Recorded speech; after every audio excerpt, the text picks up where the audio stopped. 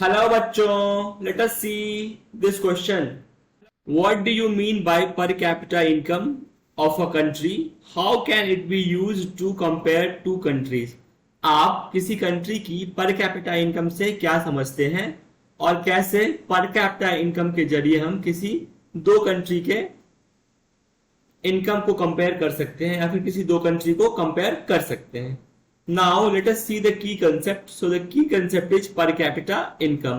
Now what is per capita income? When total income of a country is divided by the total population of that country, it gives per capita income.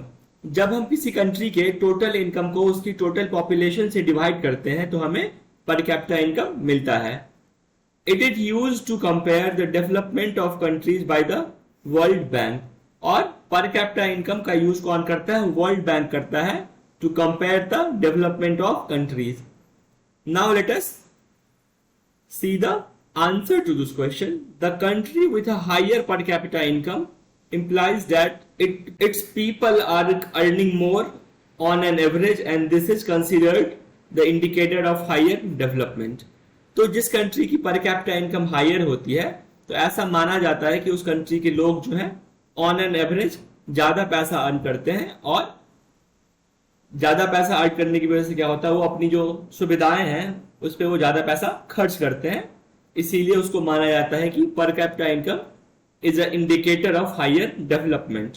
However, this hides the fact that there may be wide differences in the earning of people, which shows inadequate social development.